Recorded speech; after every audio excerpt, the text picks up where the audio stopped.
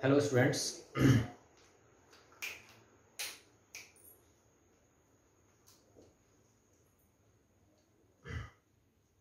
How are you? हम लोगों ने पोटेंशियल एनर्जी का कॉन्सेप्ट स्टार्ट किया था पढ़ना, है ना। पोटेंशियल एनर्जी किसी भी सिस्टम में कब होती है, कैसी एनर्जी होती है? ये ऐसी एनर्जी है जो कॉन्फ़िगरेशन की वजह से है, सिस्टम के पर्टिकुलर ओरिएंटेशन की वजह से है ना। जैसे इलेक्ट्रोस्टैटिक्स में अगर बात करें तो दो चार्ज किसी डिस्टेंस पे हैं, तो ये एक सिस्टम है, इस सिस्टम का अपना एक कॉन्फ़िगरेशन है और इस कॉन्फ़िगरेशन से एसोसिएटेड एक एनर्जी होगी, that is called potential energy, है ना। हम लोगों ने बेसिकली पोटेंशियल एनर्जी को जब देखा था तो दो चार्ज के बीच, जैसे एक चार्ज है कैपिटल क्यू, ये हमारा फिक्स चार्ज था, मैं थोड़ा सा रिवाइज करा रहा हूं, ये फिक्स चार्ज था, है ना। और एक दूसरा चार्ज था जिसको हम किसी पॉइंट से, है ना, आर से पी पे ला रहे थे, मैंने आर और पी ही शायद दिया था। आर से पी पे एक प्लस क्यू चार्ज को हम ला रहे थे, किसके फील्ड में? तो इस फिक्स चार्ज के फील्ड में, है ना। इस प्रकार ला रहे थे कि वो इस चार्ज को डिस्टर्ब नहीं कर रहा था। हो सकता है इस चार्ज के अलावा भी बहुत सारे और चार्ज होते, है ना, एक ही चार्ज नहीं, जरूरी नहीं है कि एक फिक्स चार्ज के ही सामने आप एक चार्ज को लाओगे। हो सकता है चार्ज या चार्ज डिस्ट्रीब्यूशन की यहाँ बात होती है ना। इस प्लस क्यू चार्ज को हम दो बातें थी यहाँ ध्यान देने यार, कि एक तो बहुत स्लोली लाना है ना, दूसरा उसको इस प्रकार लाना है कि बाकी जो कॉन्फ़िगरेशन है चार्जेस का वो डिस्टर्ब नहीं होना चाहिए, है ना, क्योंकि this is the main and basic funda of potential energy, है कि नहीं। तो आई अगेन रिपीट कि potential energy is the energy of a system due to its configuration, alright, it is the energy due to its orientation, है ना। It is a stored form of energy, मतलब potential energy एक ऐसी energy है जो कि किसी system में स्टोर की जा सकती है। अब बात होती है कि स्टोर करने का मतलब क्या है। स्टोर करने का मतलब यह है कि आप वर्क डन करके, है ना, किसी सिस्टम पे वर्क डन करके आप उसे एनर्जी दे सकते हो, उसकी एनर्जी लेवल को इंक्रीज कर सकते हो। क्योंकि हम लोगों ने देखा भी था प्रीवियस क्लास में कि वर्क डन बाय जो एक्सटर्नल एजेंट होता है वही चेंज इन पोटेंशियल एनर्जी होती है, और work done by external agent जो था वो exactly negative of work done by electrostatic field था, है ना, अगर हम चार्ज को स्लोली मूव करा रहे हैं तो। ओके, तो यहां हम लोगों ने देखा था कि मान लो पहले this distance is suppose r2 और उसके बाद p पे लाने पे ये डिस्टेंस हो गया है r1। तो जब प्लस q और प्लस q, ये पॉजिटिव चार्ज है, plus capital Q small plus q, जब r2 डिस्टेंस पे थे, यानी कहने का मतलब ये जो छोटा सा चार्ज था वो r पे था, फिर ये छोटा सा चार्ज स्लोली मूव करते करते p तक लाया गया। इस दौरान एक्सटर्नल एजेंट का जो वर्क डन था वही हमारा चेंज इन पोटेंशियल एनर्जी था। तो उस दिन हम लोगों ने निकाला था work done by agent, work done by agent जो था वो हम लोगों ने निकाला भी था। वर्क डन बाय एजेंट आया था k q q by r1 into 1 by r1 minus 1 by r2, 1 by r1 minus 1 by r2, ये आ चुका था हम लोगों का। अब देखिए ये जो वर्क डन बाय एजेंट है, वर्क डन बाय एजेंट है, या हम ये कहें सपोज मैं इसे ही r1 कहता हूं और इसे अगर r2 कहता हूं, ठीक है ना, तो ये 1 by r2 minus 1 by r1, 1 by, मतलब मैंने नाम चेंज किया है, दूसरा कुछ नहीं किया है, बाकी आप पहले भी मैंने सही लिखा था, लेकिन प्रीवियस लेक्चर में शायद मैंने जब हमारा चार्ज p पे आ गया था, छोटा वाला चार्ज, तब वाला डिस्टेंस r2 लिया था, और जब ये चार्ज r पे था, मतलब बिग डिस्टेंस पे था, तब वो डिस्टेंस हमने r1 लिया था। So work done by external agent is k q q time 1 by r2 minus 1 by r1, 1 by r2 minus 1 by r1। और इसी चीज को हम लोग क्या लिख सकते हैं? तो इसी चीज को हम लोग लिख सकते हैं u2 minus u1, that is u2 minus u1 is equal to k q q by r2 minus k q q by r1। हम लोग अब ये लिख सकते हैं, ऑलराइट। अब गौर कीजिए एक चीज, मतलब हम हमेशा पोटेंशियल एनर्जी का चेंज कैलकुलेट करते हैं, है ना, एब्सोल्यूट पोटेंशियल एनर्जी को हम कभी डिफाइन नहीं करते हैं, है ना। ये वर्क डन बाय एजेंट जो है, जो कि चेंज इन पोटेंशियल एनर्जी के बराबर है, या यही चीज negative of work done by conservative force के बराबर होती है ना। तो हमेशा जब कभी भी आप एजेंट का वर्क डन निकालेंगे वो पोटेंशियल एनर्जी नहीं आएगा, वो चेंज इन पोटेंशियल एनर्जी आएगा, वो चेंजिंग पोटेंशियल एनर्जी आएगा U2 माइनस U1। ऑलराइट, अच्छा एक चीज और देखिए कि अब ये इस इक्वेशन को देखने से बहुत लोगों को लगता होगा कि सर ये U2 जो है ना ये KQ/R2 के बराबर हो जाएगा और ये U1 जो है ना ये KQ/R1 के बराबर हो जाएगा, ऐसा लगता होगा। तो देखिए किसी भी इक्वेशन को देख करके डायरेक्टली हम ये इस कंक्लूजन पे नहीं आ सकते हैं, लेकिन हाँ ऐसा होता है, यहां भी ऐसा होता है। कहते क्या है, एक रेफरेंस पॉइंट है कि जब दोनों चार्ज के बीच में, मान लो ये जो स्मॉल प्लस क्यू है ये अगर इन्फिनिटी पे होता, ये जब इन्फिनिटी पे होता, तो जब ये इन्फिनिटी पे होता, यानी मैं यहां लिख दे रहा हूं कि if plus q where at infinity, का मतलब हमारा जो R1 था वो इन्फिनिटी था, R1 जो था वो इन्फिनिटी था। तो उस केस में जब दो चार्ज इनफाइनाइट डिस्टेंस पे हो तो उन दोनों में ऐसा कहा जाता है कि कोई इंटरैक्शन नहीं हो रहा है ना, उस कॉन्फ़िगरेशन की कोई एनर्जी नहीं मानी जाती है। जब दो चार्ज आसपास होना, मतलब एक चार्ज का फील्ड दूसरे चार्ज पे डोमिनेंट हो, कंसिडरेबल हो, तब जाकर के दोनों की पोटेंशियल एनर्जी को कंसीडर किया जाता है।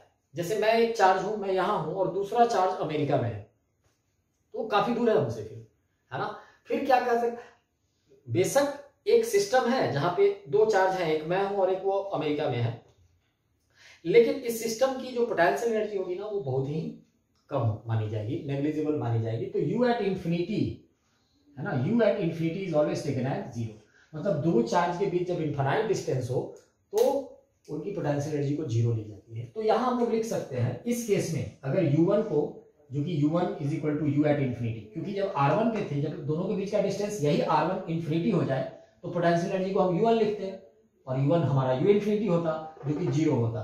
तो उस केस में हम लोग क्या लिखते हैं, उस केस में लिखते हैं U2 minus 0 is equal to KQQ/R2 minus KQQ/इंफिनिटी, KQQ/इंफिनिटी। फिर हम लोग क्या लिखते हैं, तो फिर हम लोग लिखते हैं U2 is equal to KQQ/R2। ये एक बहुत इंपॉर्टेंट रिजल्ट आया कि दो चार्ज अगर R2 डिस्टेंस पे हो तो दोनों के बीच एक पोटेंशियल एनर्जी है ना, हम लोग डिफाइन करते हैं उस केस में। हालांकि निकला है ये चेंजिंग पोटेंशियल एनर्जी से, ये तभी आया है जब हमने U1 is equal to U infinity is equal to 0 लिया है ना, जो कि हमारा ट्रेडिशन है। आई बात समझ में? नहीं, अदरवाइज वी ऑलवेज कैलकुलेट, ये मेथड हमेशा सही है, ऐसे लिखने में कभी गड़बड़ी नहीं होगी। लेकिन मैंने यहाँ एक कंडीशन रखा है कि अगर ये R1 इंफिनिटी होता तो दोनों चार्ज के बीच इंटरैक्शन की एनर्जी है ना, पोटेंशियल एनर्जी क्या हो जाती, 0 हो जाती। तो उसी से हमारा U1 0 हो गया है और R1 इंफिनिटी हो गया है।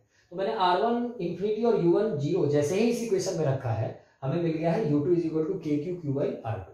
और इसको मैं क्या कह रहा हूं, तो this is the energy of configuration of the 2 point charges capital Q and plus Q when there is R2 distance between them।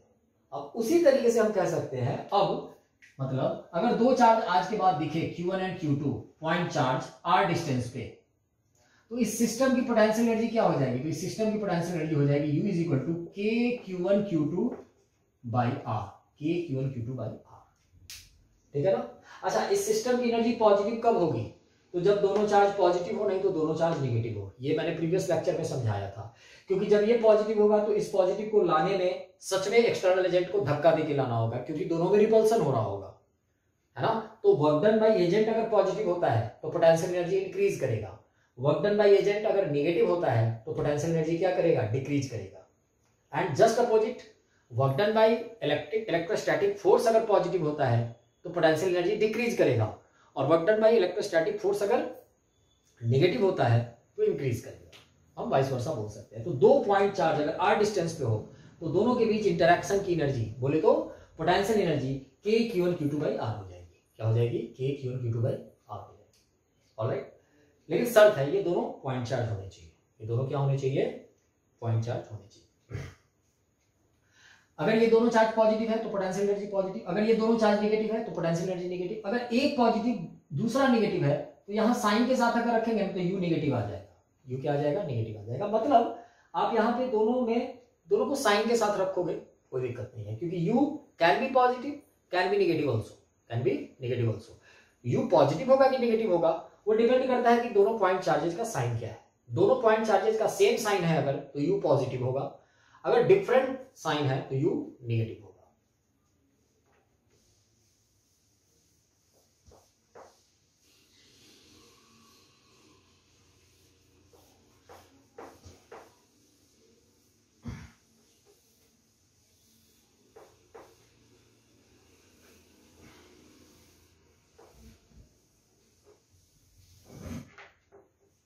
एक क्वेश्चन है, कॉन्सेप्चुअल क्वेश्चन एक मैं देता हूं आपको।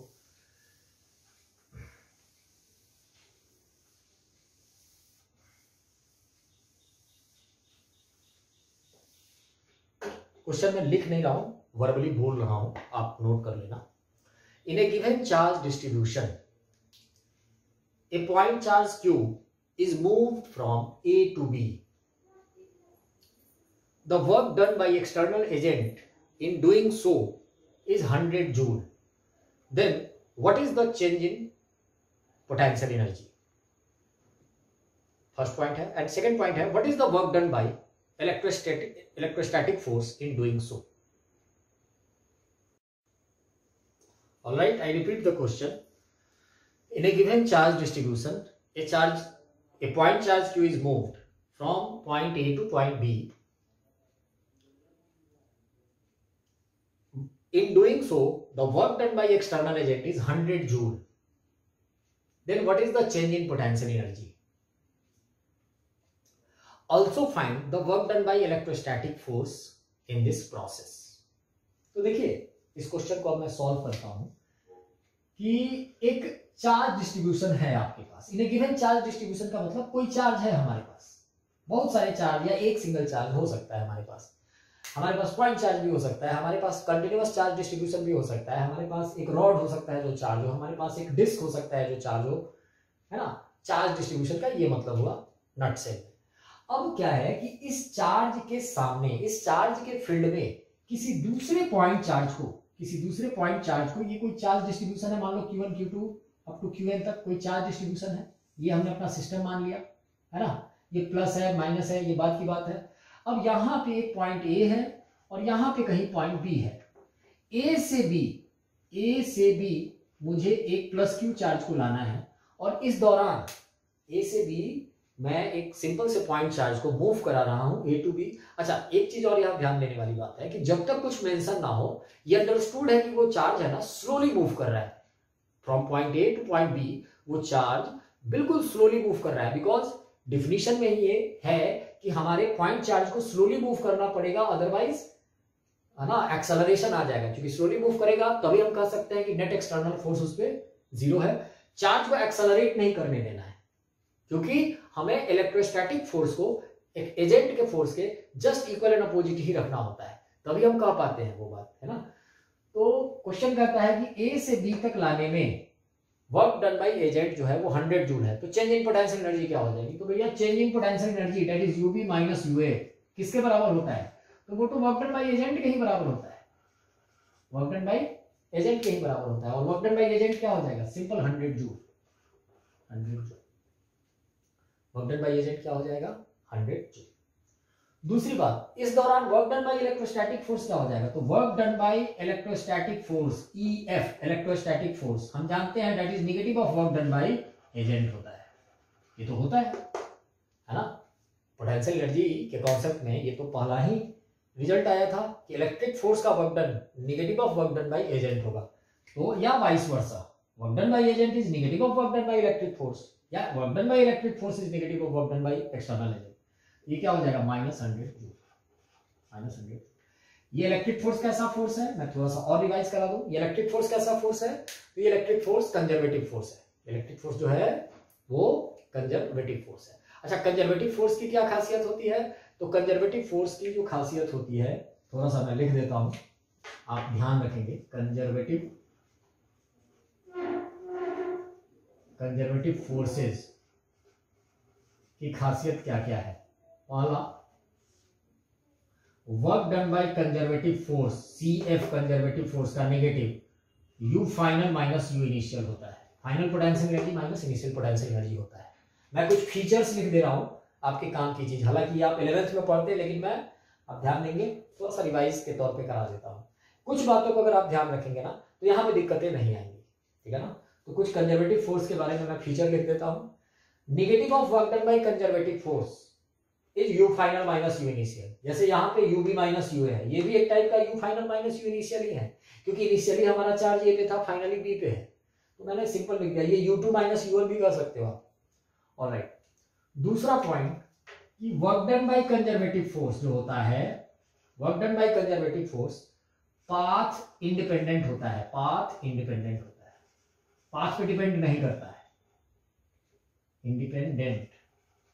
इसका मतलब यह है कि जब हम किसी चार्ज को ए से बी ला रहे हैं तो इस दौरान जो ये जो चार्ज डिस्ट्रीब्यूशन का जो इलेक्ट्रिक फील्ड इस पे एक्ट कर रहा होगा और वो जो फोर्स लग रहा होगा वही फोर्स ना कंजर्वेटिव फोर्स है, उस फोर्स का work done just negative of work done by agent के बराबर है। ये तो पहली बात है। और दूसरी बात है कि जो कंजर्वेटिव फोर्स है उसका जो वर्क डन है वो आपके पाथ पे डिपेंड नहीं कर रहा है। मतलब आप किसी भी रास्ते से आओ, ए से B, whatever be the way you are following while going from A to B, इससे कोई लेना देना उसको नहीं है। आप ए से बी स्पाइरल रास्ते से आओ, ए से बी सीधे आओ, ए से बी पूरा यूनिवर्स घूम के आओ, ए से B circular motion helical motion करते हुए आओ, ए से बी इलिप्स में आओ, ए से बी पैराबोलिक पाथ पे आओ, नो मैटर्स, है ना, कोई फर्क नहीं पड़ता है। अगर आपका इनिशियल पॉइंट वही है और फाइनल पॉइंट वही है, यानी for a given displacement, for a given unique displacement, है ना, work done by conservative force is always unique, is always unique. इसीलिए हम कह सकते हैं कि हम ए से बी इस छोटे से चार्ज को किसी भी रास्ते से लाते, चेंज इन पोटेंशियल एनर्जी यहाँ 100 जूल ही होता, वर्क डन बाय एजेंट। और work done by conservative force यानी इलेक्ट्रिक फोर्स ही कंजर्वेटिव फोर्स है यहाँ, वो उसका माइनस ही होता है। ये डिफिनीशन है, ये ब्रांडेड डिफिनीशन है, इसको दिमाग में बिठा लेंगे। इस डिफिनीशन पे बहुत बार जे मेन में, जे एडवांस में भी बहुत पहले क्वेश्चंस आए हुए हैं, ठीक है ना, ध्यान रखेंगे इस बात का। तो work done by conservative force is path independent, एक पॉइंट हुआ। इसी बात को हम और इलैबोरेट कर सकते हैं। हम ये कह सकते हैं कि work done by conservative force in a closed loop, in a closed loop is zero, ये हमेशा जीरो होगा। अब इसका मतलब क्या है? इसका मतलब ये है कि जैसे मैं ए से बी एक चार्ज को ला रहा था, ए से बी लाता, फिर बी से सी कहीं ले जाता, फिर सी से ए पे ले जाके रख देता, तो राउंड ट्रिप हो जाता हमारे चार्ज का। तो हमारे चार्ज का इनिशियल पोजीशन भी वही होता, फाइनल पोजीशन भी वही होता। तो उस केस में पोटेंशियल एनर्जी यूबी भी वही हो जाता और यूए भी वही हो जाता। तो इन दोनों का डिफरेंस क्या हो जाता? जीरो, है ना।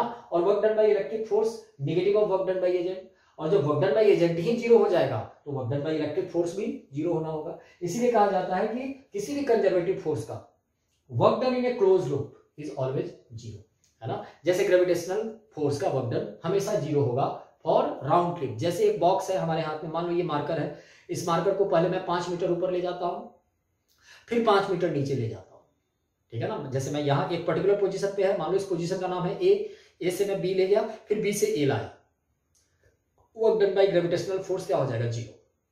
अच्छा, मैं ए से बी ले जाऊं, फिर बी से सी, सी से डी, डी से ए, फिर ला दूं, तो इस भी राउंड ट्रिप में work done by gravitational force का क्या हो जाएगा? Zero.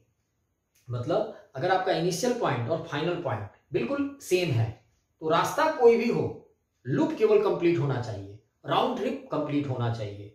Work done by conservative force is always zero, work done by conservative force is always zero. One point is more I want to add conservative force में, कि जब कभी भी किसी सिस्टम में ओनली कंजर्वेटिव फोर्स एक्ट करे, जब कभी भी किसी सिस्टम में केवल और केवल कंजर्वेटिव फोर्स ही वर्क डन करने वाला हो, बाकी फोर्सेज भी लगे, बॉडी पे लगे, फ्रिक्शन लगे, टेंशन लगे, स्प्रिंग फोर्स, मतलब और फोर्सेज से हमें कोई लेना देना नहीं है। मेरा बस इतना कहना है कि किसी सिस्टम में हजारों टाइप के फोर्सेज एक्शन में हो, है ना, लेकिन वर्क डन करने वाला फोर्स केवल और केवल कंजर्वेटिव हो। मतलब वर्क डन हो, सिस्टम में पार्टिकल्स हैं, वो मूव कर रहे हैं, डिस्प्लेस हो रहे हैं, बहुत अच्छी बात है, वर्क डन होना चाहिए, हो भी रहा है, लेकिन वर्क डन केवल कौन कर रहा है? तो वर्क डन केवल कंजर्वेटिव फोर्स कर रहा है। तो उस केस में सिस्टम की मैकेनिकल एनर्जी कंजर्व रहती है। यानी if work is only done by, if work is only done by conservative force, CF, मैं शॉर्ट में लिख रहा हूं, ठीक है ना, work is only done by conservative force, then mechanical energy is conserved, mechanical energy is conserved. ये आप क्लास 11th में पढ़े होंगे, मैं थोड़ा सा आपका 11th भी रिवाइज करा रहा हूं, है ना। If work is only done by conservative force then mechanical energy is conserve. Mechanical energy conserve करने का मतलब क्या है, तो सिस्टम का जब कॉन्फ़िगरेशन चेंज हो रहा होगा उस दौरान सिस्टम की काइनेटिक एनर्जी प्लस सिस्टम की पोटेंशियल एनर्जी का सम क्या रहेगा, कांस्टेंट रहेगा, यानी U plus K is equal to constant. का मतलब किसी मान लो सिस्टम का कॉन्फ़िगरेशन एक जगह पे U1 K1 है, दूसरे जगह पे U2 K2 है, तो मैं लिख सकता हूं U1 plus K1 is equal to U2 plus K2। मतलब किसी सिस्टम की initial potential energy plus initial kinetic energy is equal to उसी सिस्टम की final potential energy plus final kinetic energy का दोनों बराबर होंगे। लेकिन ये कब होगा, ये हमेशा नहीं होगा, ये तभी होगा जब इस सिस्टम में वर्क डन केवल कौन कर रहा है, तो कंजर्वेटिव टाइप ऑफ फोर्स कर रहा है, non conservative type of force work done कर ही नहीं रहा है। अब non conservative type of force work done ना ही करे, इसका क्या तरीका है, तो इसका दो तरीका है, या तो non conservative type of force लगे ही ना, मतलब वो पिक्चर में ही ना आए, तो जो फोर्स लगेगा ही नहीं किसी बॉडी पे वो वर्क डन कहां से करेगा। और एक और दूसरा तरीका क्या है, तो एक और दूसरा तरीका ये है कि नॉन कंजर्वेटिव फोर्स लग के भी कुछ ना कर पाए, है ना, कुछ नहीं चेंज कर पाए। पता चला नॉन कंजर्वेटिव फोर्स सिस्टम में है, वो लग रहे हैं, लेकिन हर इंस्टेंट पे उनका जो डायरेक्शन है वो पार्टिकल के डिस्प्लेसमेंट के साथ 90 डिग्री एंगल बना ले रहा है, तो वहां हमारा काम ठीक है, क्योंकि नॉन कंजर्वेटिव वर्क डन नहीं कर पाएगा। तो ध्यान रखना है ना, ब्लाइंडली इस इक्वेशन को हर जगह नहीं लिख देना है। इस इक्वेशन को लिखते वक्त ये वेरीफाई होना बहुत जरूरी है कि हमारे सिस्टम में वर्क डन करने वाला फोर्स केवल और केवल कंजर्वेटिव होना चाहिए, केवल और केवल कंजर्वेटिव होना चाहिए। ऑलराइट।